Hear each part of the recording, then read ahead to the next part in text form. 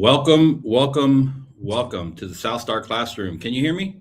We can. See? We can. All Good to see right. you, brother. Oh, Great. How are y'all doing? We are here at episode 100 or 200 and 226, baby. 226. Wow. Got a great show for you today. See where the discussion takes us. I'm not sure if Jubilee is going to be joining us, but I am David Castillo, one of the co-hosts of the show. We've got Dr. Charles Cole here as well, and I'll hand it over to you. But wanted to hear from Brother Omar Yanar and see how he's doing in his neck of the woods, which could be anywhere from Switzerland to El Paso.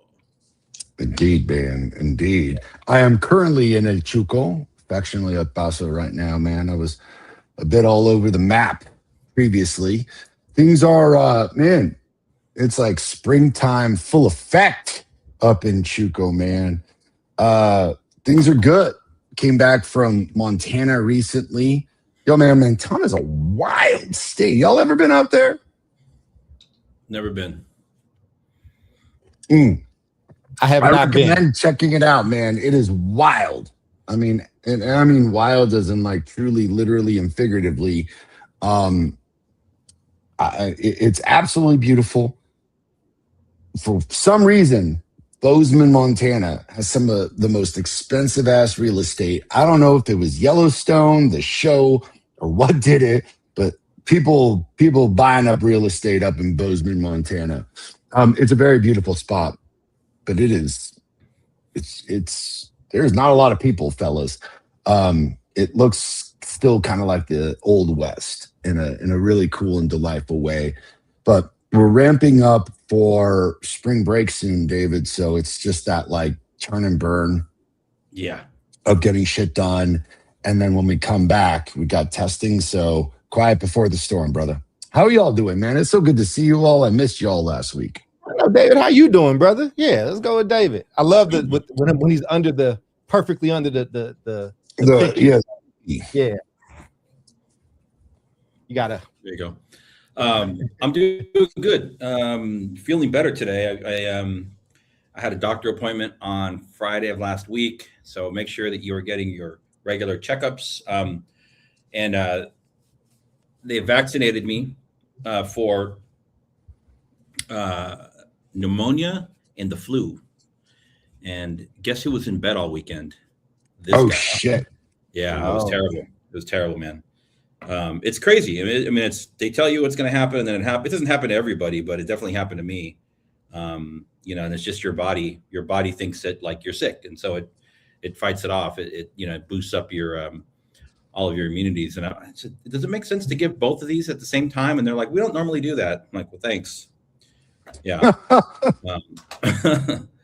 They just give you the shot and they walk away, and then you walk away. They never see you again. It's not a problem for them. But other than that, doing well. Definitely feeling well. So we've got spring break in the home. Micah has spring break coming up in 2 weeks. Also, we're going to be traveling down to the west coast of Florida. Spend some time down there with the family, and hopefully get out on the boat and do all those Florida things. What else? Feeling the spring break thing, man. Like I had 2 calls today with 2 different clients, both school operators, and they're like stressed out, all in different ways. But I'm like helping to remind people. I'm like, okay, we're coming to the tail end of that long stretch from New Year to spring break, and people are just it's a stressful time.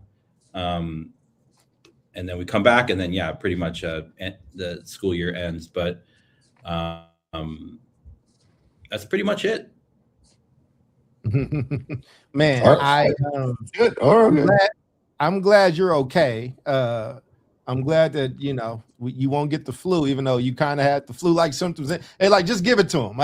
It reminds me when I was younger. I think I told the story here before, and I had siblings, and when one of us got the chicken pox, and my parents made one of us give the rest chickenpox so we can just get it out the way. And then they came out with a vaccine. But before pre-vaccine chickenpox, it was a thing. Shit. So that's what I was chuckling about. I was remembering those times. That's old school. Funny. Yeah, because the older you get with chickenpox, the worse it is. Like, so, Yep. you know, I've known people that got chickenpox as an adult. It can turn into a different thing when you older. So, Yes. yeah, but I've had chickenpox, so there we go. I'm good, man. I'm just, you know, working, grinding, happy to be here, excited for your show today. And I think I was talking about Fuller's his documentary that's out and is doing well. So, you know, we're hosting an event for him next week, a live watch party. I had a goal of like 200 RSVPs. Brother, we are already there. We are already just under 200. That's great. Yes. And if you mind, before we hop into the topic, since we don't have Jube here, I had to make a little promo for it, man. I wanted to, you know, so let's see. Let's do it. This is for that event. For decades, Dr. Howard Fuller has fought for underserved students and families in this country. Now, for the first time, his story is on PBS. On March 18th, I am inviting you to watch A Fuller Education with us live, and then stay as board member Heather Harding. She's incredible, by the way. But stay as Heather Harding leads a real conversation with the man himself. We are joined by partners. I'm not coming alone. We have Brightbeam, One Public Media, Freedom to Choose Schools, the Center for Black Educator Development, and the great Memphis Lift. This is also the public launch of the Agentic Institute. It's free, it's virtual, March 18th, 5 p.m. Register in the description or the QR code, whatever you're looking on, there's a link there. We hope to see you there. I'm Dr. Charles Cole III. I'll see you on March 18th, the first of many. Peace.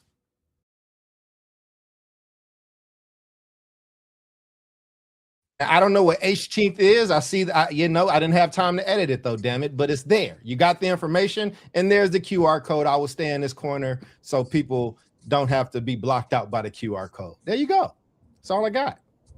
Excellent, man. Excellent. All right. Well, looks like I definitely plan to be there. So if you want to drop the registration link a little bit later, you should do that for people. Oh yeah, I'll drop the link, but they can go to this QR code right here, right now. Got it. It's right Okay. there. Yep.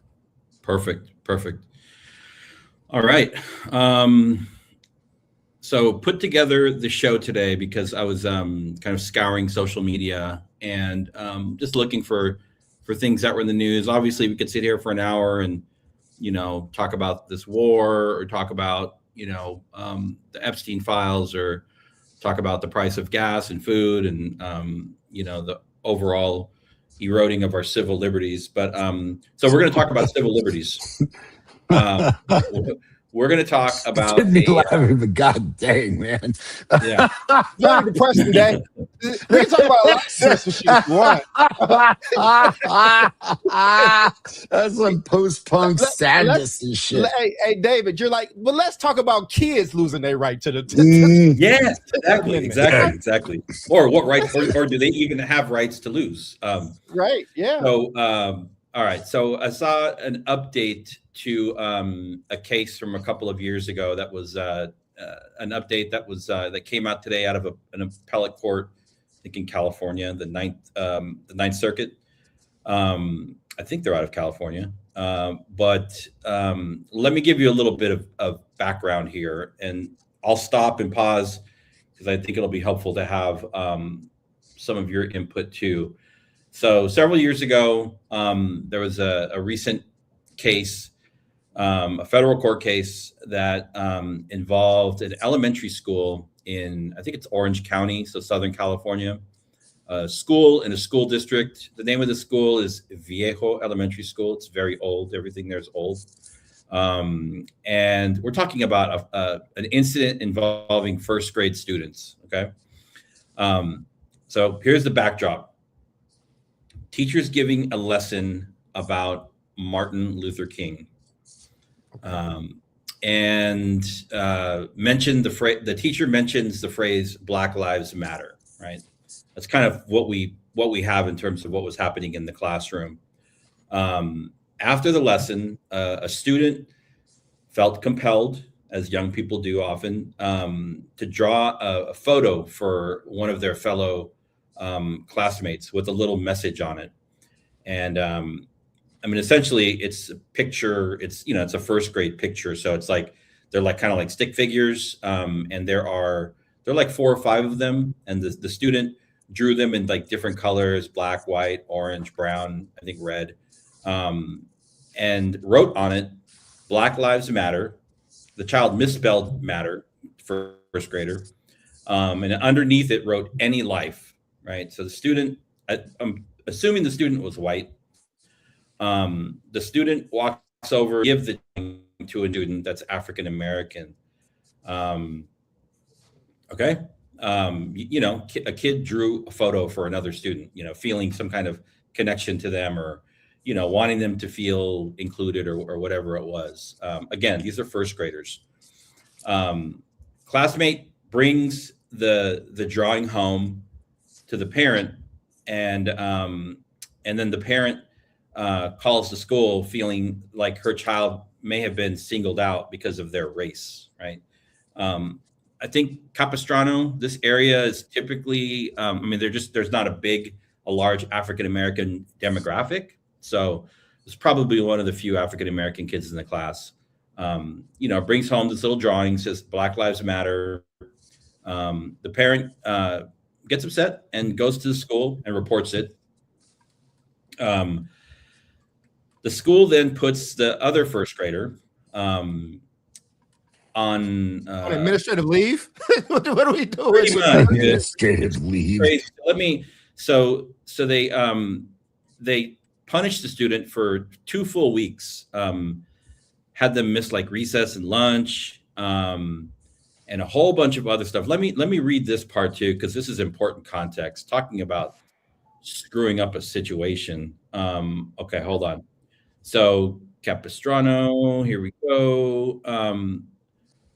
So the administration pulls in this student, the first grader, and they here's the detail on. They made her apologize. Okay, you have to. Don't you always love the forced apologies? Say you're sorry. Okay. Not let her give. You can't give any of your other classmates any drawings. And kept her from recess for 2 weeks, right? Damn. And didn't even notify the parents. The parents. Oh no shit. Yeah, the parents were notified like way after the fact, which is insane. It's totally like, that's crazy. So anyways, that whole thing happens, and then the parent now of the 7th grader that drew the 7th or drawing, second? First grader, right? Yeah, 7-year-old. 7-year-old. Takes the school district to court for violating free speech rights. So now we have a free speech case that, now we're talking in the early elementary years. So the question is, like, do students, even at that young age, are they even able to exercise freedom of speech, right? So the case centers on whether every young student has a constitutional speech protection at school. We know that when young people walk onto public school grounds, they do lose some portion of their constitutional rights, even high school. But now we're talking about like very young students. And so the court, the appeals court for the 9th Circuit recently ruled, as of I think today or yesterday, they overturned the lower court's decision, pushed it back, and ruled that elementary school students do have First Amendment protections. And the courts must apply the standard that was established in a former Supreme Court case called Tinker versus Des Moines. Do either one of you have any background on Tinker? Can we talk about Tinker for a minute? You said it's in Des Moines, right? Tinker versus Des Moines. Yeah, I don't. It was involving involving high school students during the Vietnam War. and a student wore an armband with a it's the black like a armband peace sign. case. Yeah, I've read that one. So it's like a case where the student, was expressing their frustrations with the war, and then the court ultimately decided that it did not disrupt learning to a point where the speech needed to be curbed, right? So that's the limit. You can, if it infringes on others' rights or if it disrupts learning, it may not be protected, right? But here we have this case where I don't know, like a first grader, they're talking about the constitutional rights of first graders, challenging them either way. So I wanted to stop there and just get your quick take on what you've heard so far. I mean, what are we doing? What the fuck? That is a perfectly appropriate response. What are we doing? Black, white kid, whatever. These are first graders. I have so many questions, right? Because the internet cuts things, right? So, I'm like, okay, if we have an election on Martin Luther King, I don't know where Black Lives Matter necessarily comes in, but I don't know the context of how that was discussed. It doesn't sound like, I don't know if this kid was being malicious or funny. I doubt it. It sounded like, I don't know. I don't know if this kid is being empathetic and heard these things. And it's like, it ain't that many of you here. I want to, and maybe, and they probably got some parents that was on the All Live. It just leaves so much speculation, but you can't handle educating first graders. Like you can't, you don't know how to take in just topics. Like kids come in the classrooms at that age and say wild shit all the time. You want to hear one of the craziest things I heard when I was a social worker and in one of our first grade? It was like a kindergarten class. You want to hear what I heard a bunch of kids saying? I'll tell you. One of the kids were bragging about their parents, right? What their parents did, how rich their parents were. One of the kids says, my mama's boyfriend is so rich that when he comes over, he throws gold away in the trash can in the bathroom. Give it a second. We're like, oh, we hear this. So are y'all following that yet? I can explain what that is. I think I know what you're talking about. The kid's mom's boyfriend, he comes over and he leaves, he throws gold away in the bathroom sink. It's basically a Magnum condom wrapper. Oh shit. So I'm the social worker there. I'm there observing a young person because we had a special needs kid. This was not a special needs kid, but we're observing, we're doing stuff. We let the teacher know, and the teacher, like an adult, pulls the child and is just like, hey, let's stop doing that. Talks to the mom. These other kids don't really know, but we're very clear. Hey, when you tell your parents this story, tell them that we talked to you all. And then the teacher just talked to everybody's parents and shit moved on, right? Like kids say wild things. I've embarrassed my parents. They said, draw something that you see around your house. I told y'all I was poor. I drew a roach. You know how embarrassing that is for my mom? The point that I'm making is we don't have to over politicize everything, yo. Like this is right. And when you punish a child that young and they don't know why they're being punished, like they have no idea, what do you think that implants on them? What do you think that does? And something that was probably innocuous or, innocent. Now you are rooting something and you're planting a seed in a child that can grow into something really, really vile later on, as opposed to taking this as a learner, as a teachable moment. Like, what are we doing? What are we doing? And I'm up here worried about literacy. If we can't do this common sense shit, right? How am I going to talk about scaffolded teaching? Yeah. I'm sorry, David. That was probably a terrible response. No. I mean, it's man. When you step back and look at it, the whole thing is pretty ridiculous. But it's fucking absurd. I'll go in a different direction. I'll go in a different direction. And look, Doc's absolutely right. There's no contradiction here. And this is first grade, like 7-year-olds, man. So just for context for our audience, students in 7th grade, those are 13-year-olds, have difficulty understanding cause and effect. We're talking about first graders, right? So this is where I get really pissed off at teachers, because it's just like, who the fuck is you? And like, how did you not figure out when you started teaching first graders that like, this is not an indoctrination camp? This is an opportunity to have like dialogue and free expression and figure shit out. And like the fact that you're talking about First Amendment rights with a first grader, it's just like crazy, because it's less about freedom of speech and freedom of expression. It is about allowing a child to explore without confinement. And this is my like big scruples with schools. And I've had these scruples with schools since the beginning. It's like, look, I don't know which of you think that schools is an indoctrination factory. Like maybe that is what's going on, but it shouldn't be what is happening. Maybe schools were set up to be indoctrination factories, which personally I actually think that they are. They actually should be, in my opinion, places of imagination and thought and wonder and safety, and allowing this like exploration to happen without any kind of judgment.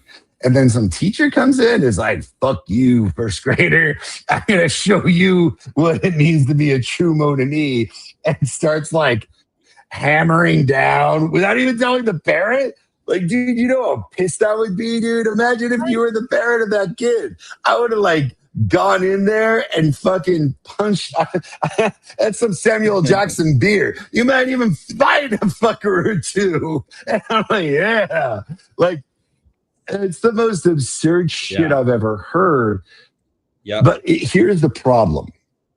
When you start talking about the First Amendment rights of a 7-year-old, right? I want to understand what the fuck are we even discussing? Because why should First Amendment rights even be brought into a conversation with a first grader?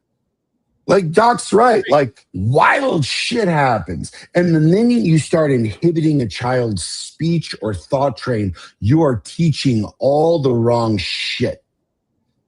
It is really about questioning and like, well, what did you mean by this? And let's help us understand your context. And then you always find out exactly what Doc said. It was radically innocent.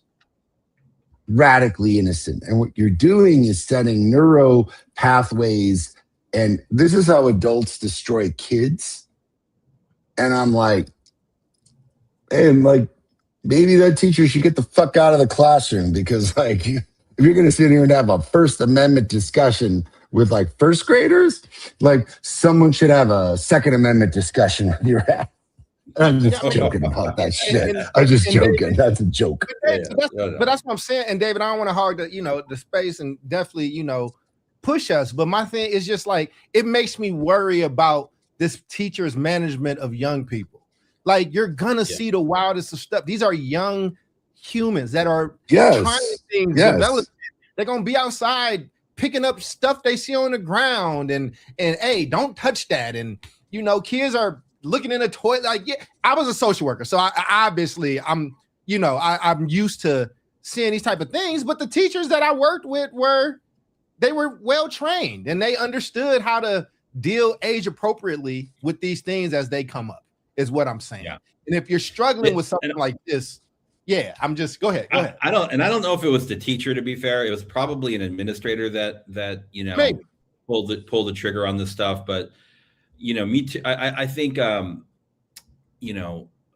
schools get and just adults in general can get into this habit of applying like adult kind of mindsets and adult intentions and what could look like adult activities onto children, and that's very dangerous. It is fucking dangerous, dude. Like what? Yeah. Like these kids don't understand that shit. It's ridiculous. Yeah, and so we have, I've had situations where, I've had parents come in and, were like truly, truly traumatized because their student, who maybe was a female, had been like dogpiled on during lunchtime or recess by a group of other kids.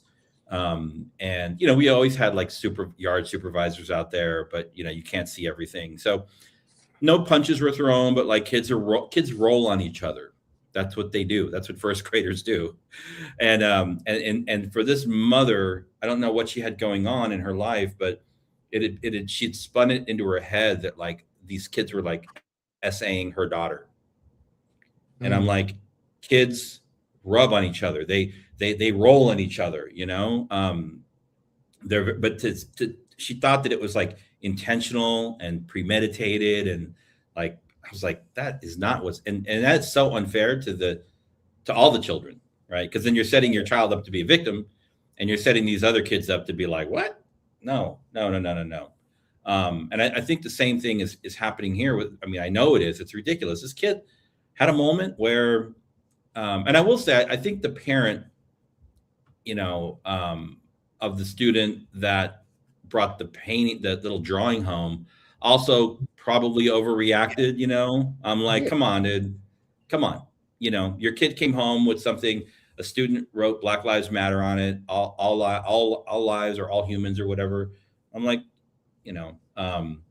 so, but then it gets out of control. And then the other issue I have is, I think before we move on to like the teaching component, because I want to get to that, but to not notify a parent, and this is how you're seeing a lot of this happen right now, seeing a lot of like studies and research around the quote unquote unreported discipline that happens in schools. That's a suspension.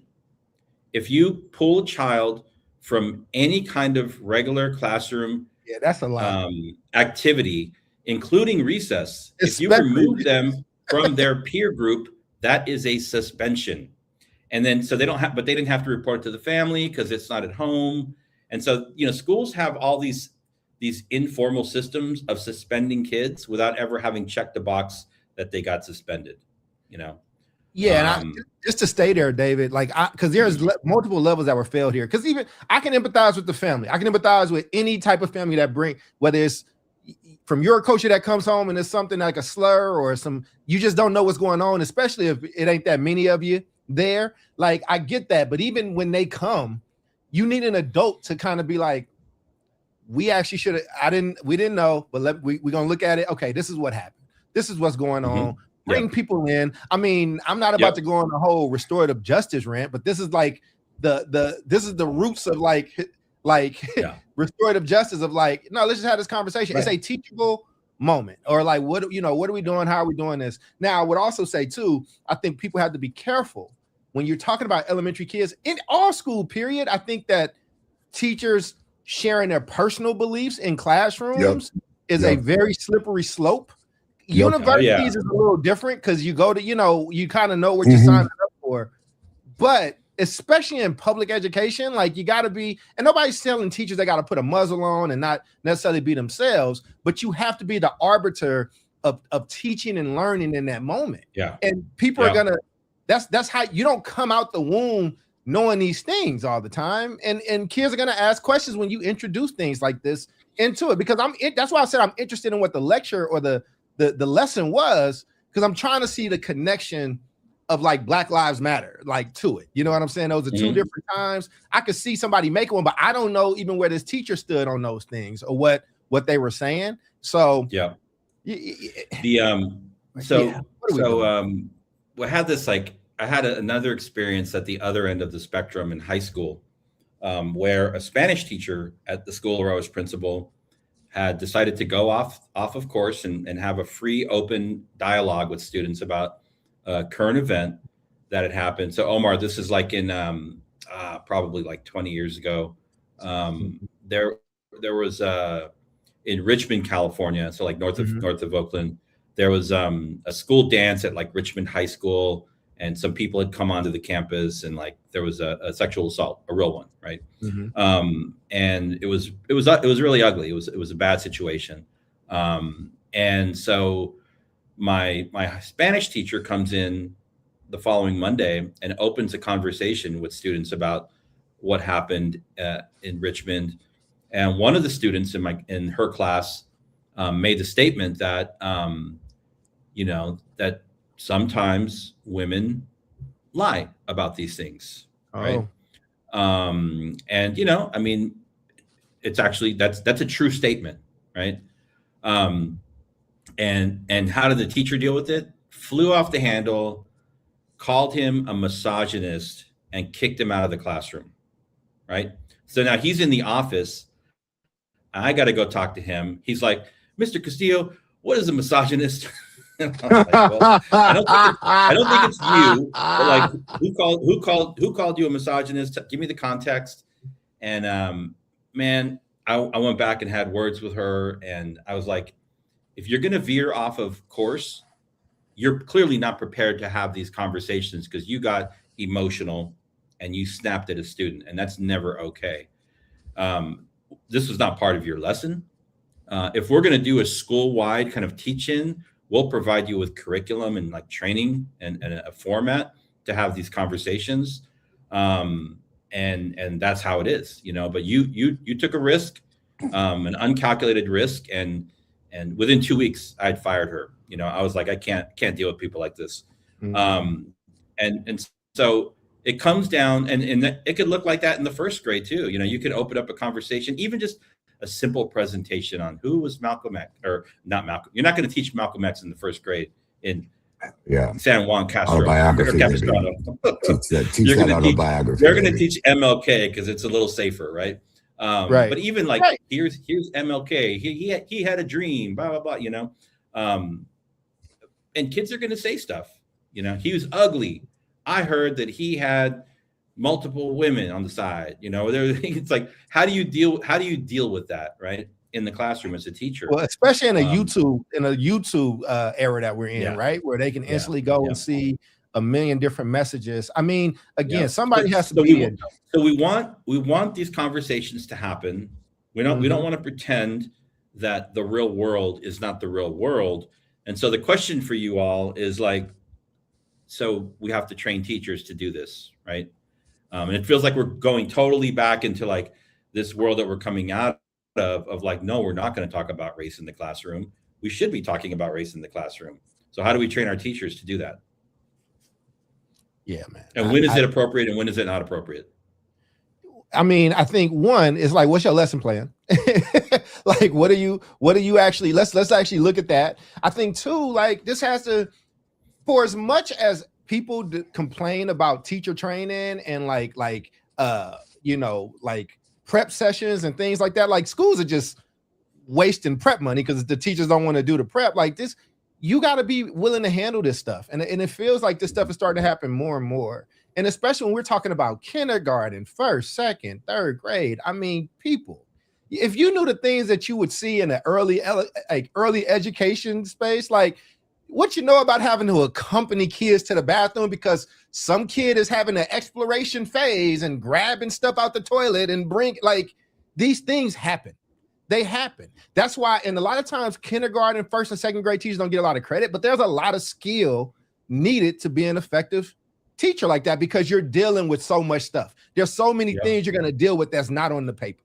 And you have to, they almost get trained like social workers. They almost get trained in that kind of way. So, I mean, it worries me. One is the outside noise of everything happening is starting to creep in and we're not correcting things the way that we need to. That's one. But two, I'm concerned about that leadership and how you handle that stuff. You have to learn how to nip that stuff in the bud. I think a good principal hits that stuff head on. And it's just like, hey, we can have this conversation. Like you tamp it down early. Like even for the family where the kid came home, because especially if I don't have any context, right? If I think my kid just had a hate crime, I'm probably gonna have some. But if I get on with Principal Castillo or Principal Yanar and they're like, we got you, Dr. Cole. Like, let me tell you what happened. These are kids. Oh, okay.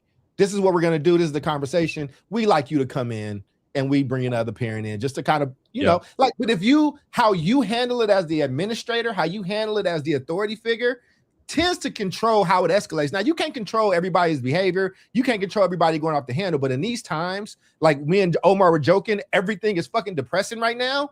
Somebody has to be the modicum of stability, especially around children. Dare I even say, these are babies. What are you doing? I mean, The principle. I not only do I agree, but like, here's my philosophy on management. And this is something that I learned a long time ago that has served me well. So, and I've consulted a lot of other organizations on the same shit at this point. And it's such a simple piece of advice, but I'm like, look, if you're a manager, if you're a leader, I want you to do something. You like, especially if you're in education, like, I want you to imagine the adults as the children themselves. And I don't mean that in a condescending format. I don't mean that in a pejorative. And I certainly don't mean that in derogatory stance. I'm like, the same patience you would have with a kid, I need you to have that same patience with an adult. They may not know any better. Like, you're making a lot of assumptions. They were raised the same way you were. They had the same training you did, the same education you did, the same opportunities. And it's a bad assumption, because what you're doing is making assumptions, and assumptions are deadly, very deadly, especially the workplace. My assumption is, I think, if I could aggrandize myself a bit, sadly, is a benevolence of, hey man, make the assumption that they may not know. So go ask some questions, ask them, get to know them, get to understand that adult, get to understand what their needs are. And then that way you can really help train them up and coach them, because they may never have been presented with a situation like this. And one situation that I think is pervasive across cultures, countries, languages, is that people have not understood how to emotionally regulate themselves. So they get into an emotionally charged situation, and then instead of acting calm and logical like a leader should, like a teacher should, they will react emotionally. That's what this teacher did. And an emotional reaction, ladies and gentlemen, in front of kids, not okay. Fucking not okay. Hey, all of y'all out there, this is a podcast. We get to be as emotional as we want. When you're in the workplace, and especially in front of children who absorb things, That's true. you saying, well, I'm human, I'm emotional, these things are going to happen, you're fucking unprofessional, because you haven't learned that emotional regulation is part of the job when you are working with young people, because they will take your emotional reaction and run with it. And you've just taught them the wrong fucking lesson. Well, I'm emotional. That's how I am. That's what I do. And I'm like, motherfucker, I don't care what color you are, what gender you are. Kids will absolutely absorb and mimic anything you do. And your emotional reaction was not only immature, not only stunted, but radically damaging. Yep. Because they will take that and run with it and think that that's okay because you're an adult in their life. So my thinking is, how do I teach adults how to work with their emotions, how to emotionally regulate themselves, how to have a second reaction? The second reaction means you have a first reaction. That's an emotional one. That's okay. How you react, which is what Einstein said, by the way, look that up. Yep. That's a good time. That's a great Einstein quote, is what is going to matter. So your second reaction is that, okay, I feel this, I understand it, this is okay, but my reaction is going to be calm, soothing, and controlled, so that I'm not creating this situation where I'm thereby teaching children that emotionally reacting to everything is the right way to go. And that's a problem that we have in this country. And what's going on, and like, not to get on a fucking rant here, but all of you all bitches out there, Jesus, you're like highly emotional reactions. When it comes to politics, when it comes to all this shit, it's like you're sitting here reacting, hurting another human being because you feel something and you feel this thing. That's great that you have feelings. It's great that you have emotions. It is not great that you're sitting here and pouring out your hatred, your paradigms, your biases on others without taking a moment to just simply self-reflect and be like, why do I feel this? Is this the right emotion and the right audience to have? Like, that's why you got friends, man.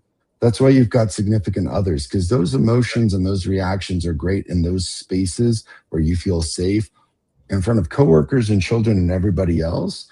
Like, sorry, man, maybe it's the Gen X in me. Maybe it's the fact that like I've done all the literature and studying about this extensively. You are damaging kids. And when you start acting like First Amendment rights need to be brought into a discussion with first graders, maybe it's not the kid, maybe it's you.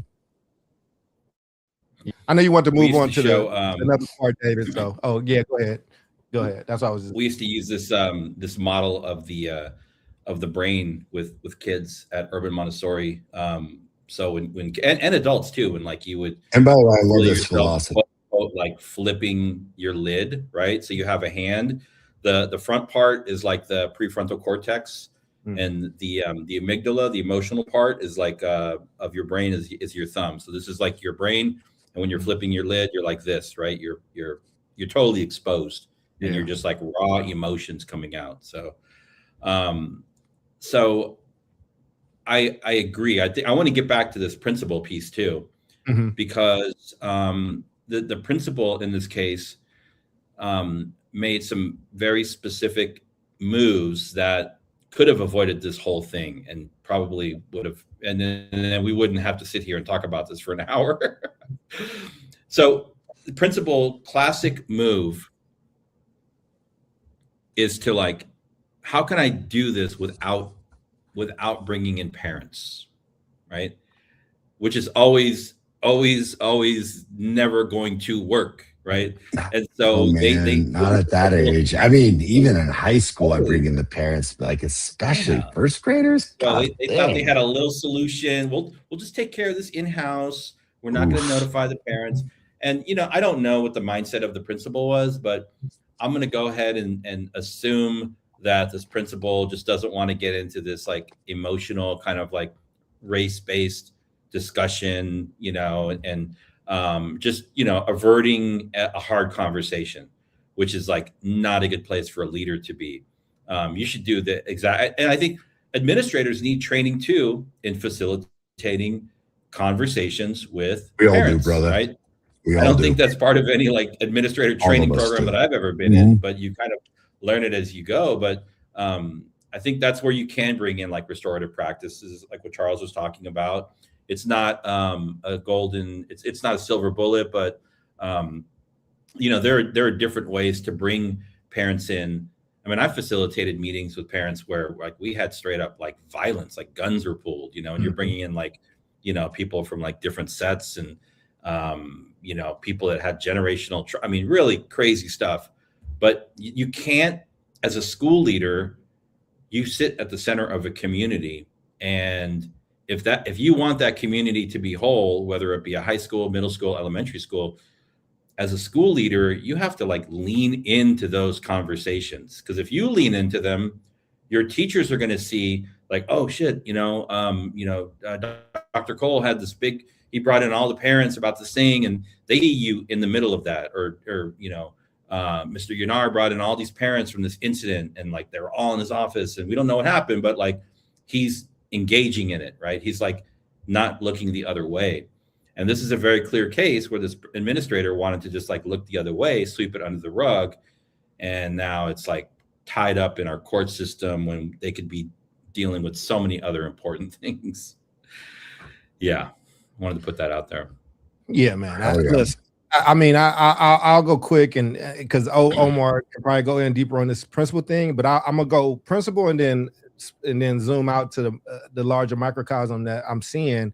I mean, listen, we're just in a time where everybody's afraid to have conversations with everybody, with people, and nobody's being honest. Nobody, and again, we think we're in this great time of transparency when all we're actually doing is teaching people how to hide and lie more so they can get by, and we're losing the essence of actual curiosity and conversation and wonder. And that's how you get these issues with these kids, because when kids don't have that filter. When this happens, they're not afraid of the world like that yet. So they're just asking questions. They're just living their life. So when you're a principal and you have these moments, you got to be ready to take them directly and head on. And you got to be strong enough in yourself to kind of deal with it. And hopefully you have a board or a superintendent or a CMO that has your back. But zooming out to the larger microcosm is the more that people are afraid to engage in these conversations. Like even what you said, David, I felt myself repelling when you mentioned the issue in Richmond, because we just know that it's dangerous territory, even though this is a fact that you cannot just off the cuff believe everybody. My grandmother is buried in the same cemetery as Emmett Till, who was there because somebody lied. So like, what? Like, if this is going to hurt us more as a society, especially in times like this with these people, and that's why you get charlatans and people like that in office, because everybody's afraid of their own dirt coming up, that they're not able to engage with these things, even when it's the innocence of a 7-year-old of 7-year-olds. Yeah, that are just trying to, like, I don't know if this kid was trying to be funny, or it could be so many different things on the spectrum of maybe the kid's trying to be a little jerk, or maybe the kid is just trying to show empathy of like, oh man, that story moved me. Like, I want to draw a connection. I don't know. But this is like supposed to be a golden moment of teaching and education. And we can't do this right. Maybe I need to stop fighting this battle about literacy and agency and just get down to human decency, because we're failing in a lot of ways. Yeah. I'm just saying. No, I just like that, man. I like that. Me. What the fuck are you talking about? Right. I'll be even quicker. And this has become a recent pattern, super recent, in a bunch of work that I'm doing. So my professor, a dude named Ronald Heifetz, badass dude, badass books. If you haven't checked it out, check it out. It's worth your time. Taught leadership through a psychological lens. And he left us with some like parting words at the last class that have resonated with me almost on a daily basis. And 3 lessons, but one of them was learn to ask better questions. Mm-hmm. And as a principal, as a teacher, you should lead with inquiry. And that's a quote that I stole from my boy, Andrew Benitez, co-founder of the El Paso Leadership Academy, good friend, badass dude. Lead with inquiry. We make assumptions, we criticize, we talk shit. And this is what I was saying earlier, is that like all these people that make all of these radical assumptions and start criticizing are failing preposterously at showing children and adults, maybe we should ask a couple questions before we judge. Maybe we should start providing some inquiry to understand this scenario, and especially in a first grader who could be coming at this from 17 different angles. Even a middle schooler. I mean, I dealt with some like pretty heavy shit when I was a 7th grade teacher, and I was trying to be more than anything just inquisitive about, well, where's this coming from? And tell me where you heard this. And usually be like, well, my daddy said this. I'm like, oh, okay. And then I, get daddy on the phone, and then I ask daddy a bunch of questions. And I'm like, oh, okay, I've got a general understanding of where this is coming from. A first grader is so far out of that 7th grade high school spectrum that this conversation has become ridiculous, because it is all about inquiry. And to shut inquiry down and to not be the guide of inquiry makes you a bitch.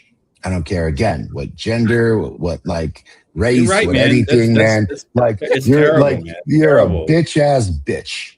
Jesus. Like that's the only tool that you have is to like suspend some kid. And if you're that kid, if you're that other, if you're the student that wrote the note, dude, I mean, imagine like 2 weeks for a first grader is like a year. I'm never That's being insane. nice to anybody again. Exactly. I'm You never just should complimenting take it down you. for I'm life. never writing you. You're never getting a birthday card. And I'm never talking to people that look like you again. I don't want to deal I'm with not you. celebrating Christmas anymore. I'm not doing any of this.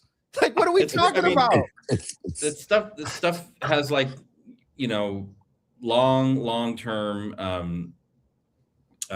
you know, impacts, man, for sure. Crazy. Yeah, That's crazy. Like, I'm just saying, like, what are you look, you took the most valuable thing to a 7-year-old away for 2 weeks. Yes. You get, just for the record, you get less time for punching somebody in the face. You get less time for punching a kid in the face. And what makes it even worse is, like, what if that kid really did just have the best of intentions? Now, what I will highlight, because I highlight this in the BAFTA thing, but that's about adults. Now, if this kid that got the letter is feeling a type of way, is dealing with stuff and processing, we also got to look out for this kid and have conversation. But this is a teachable moment in multiple ways. And like, this is an actual opportunity. And so, you know, I'm not trying to forego this other child either. I'm just saying, man, you don't take a sledgehammer to an ant, yo. That's just not what you do. What are you? I'm trying to create the next Mussolini, bro. Like, what are you doing?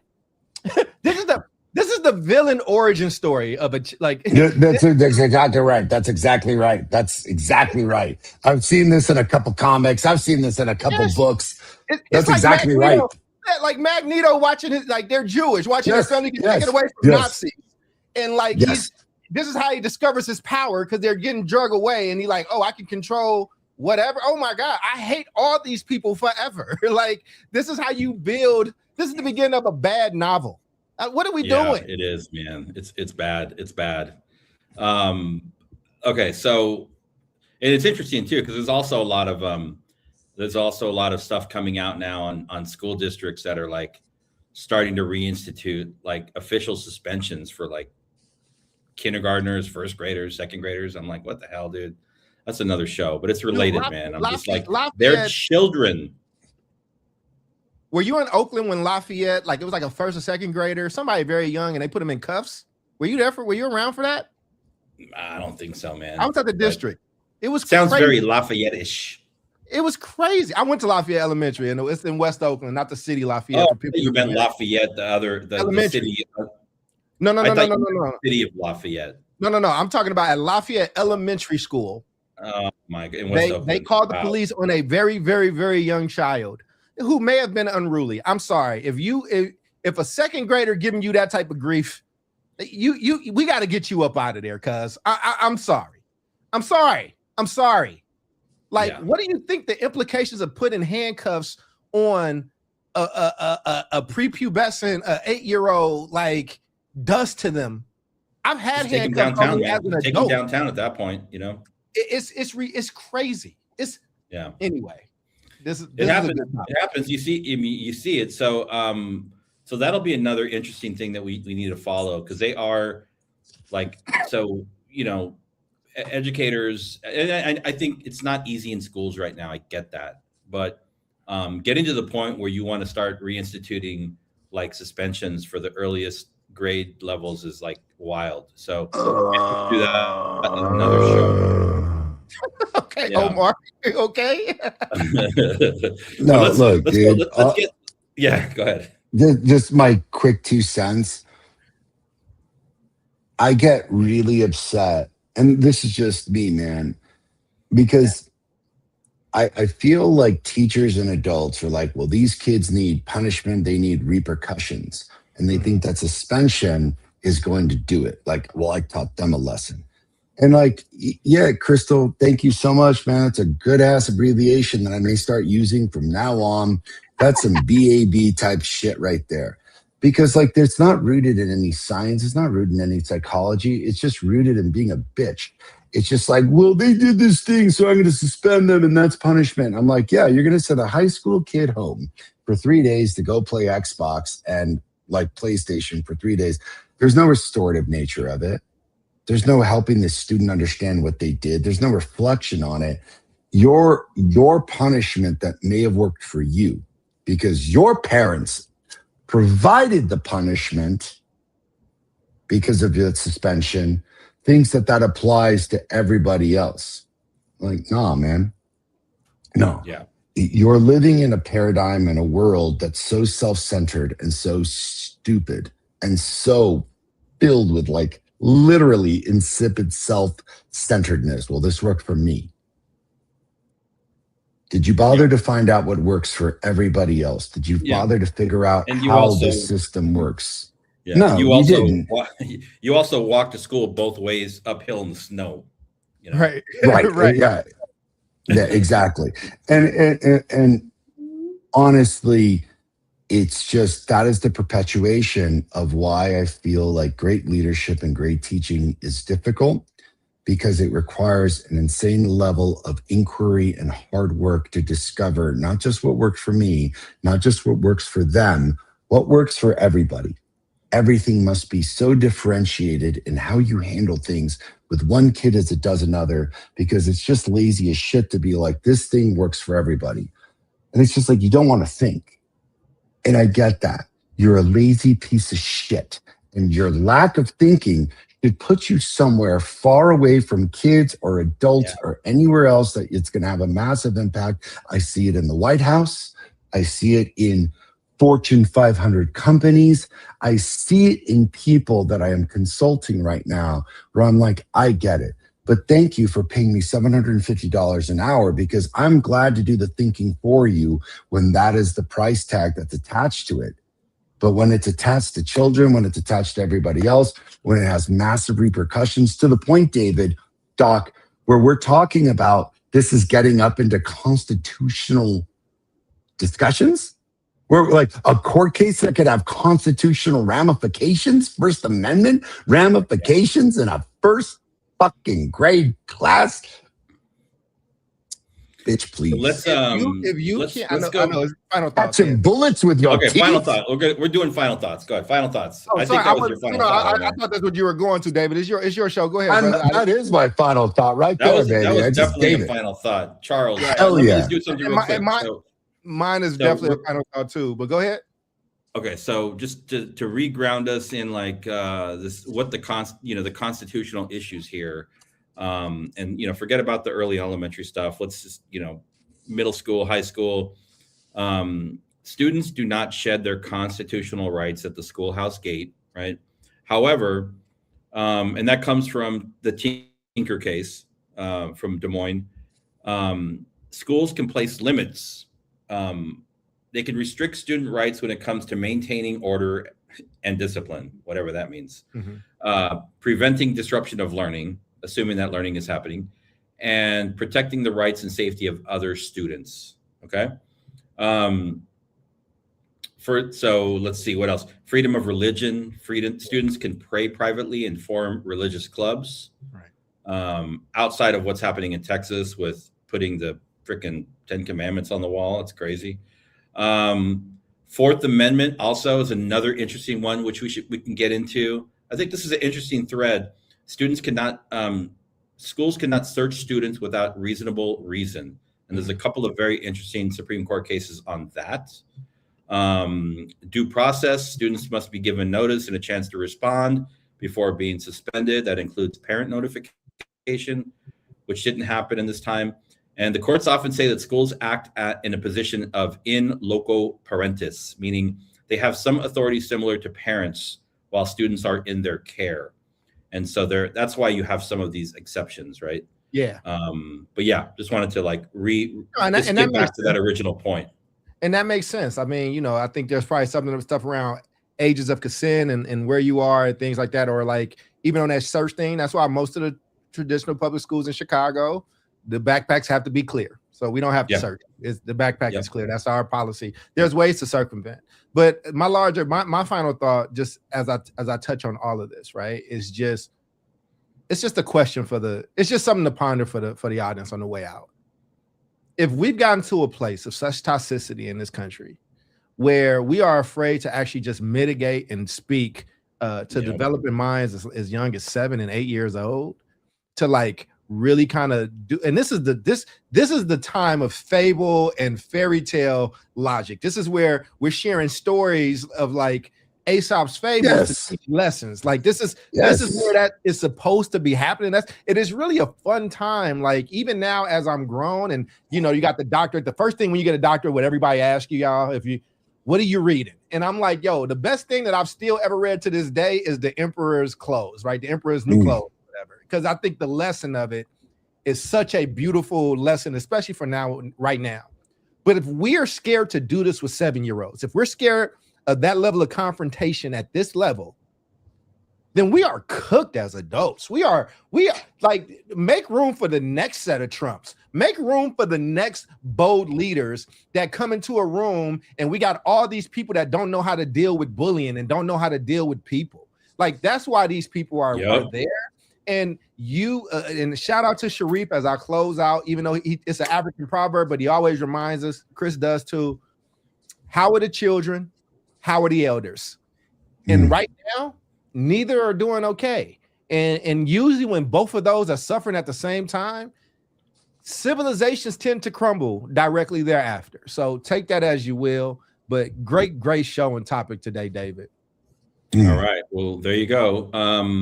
Thanks everybody for joining us. South Star Classroom episode 226. Yeah, we've got myself, David Castillo, we've got Dr. Charles Cole, we've got Mr. Omar Yanar, and also shout out to Jubilee. Yep, we hope to see you back next week. We'll be back here next week, same time, same channel. Thanks for being here, and peace out. Take care, everybody. We have a commercial to take us out. So, man, all right. It's great stuff. Peace. For decades, Dr. Howard Fuller has fought for underserved students and families in this country. Now, for the first time, his story is on PBS. On March 18th, I am inviting you to watch a Fuller Education with us live, and then stay as board member Heather Harding. She's incredible, by the way. But stay as Heather Harding leads a real conversation with the man himself. We are joined by partners. I'm not coming alone. We have Brightbeam, One Public Media, Freedom to Choose Schools, the Center for Black Educator Development, and the great Memphis Lift. This is also the public launch of the Agentic Institute.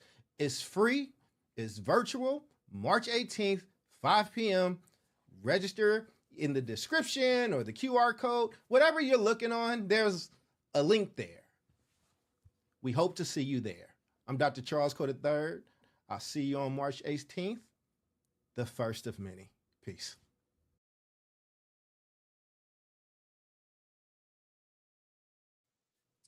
We should be out, but let me just do it. It was supposed to do that. It's all good. I won't play the outro.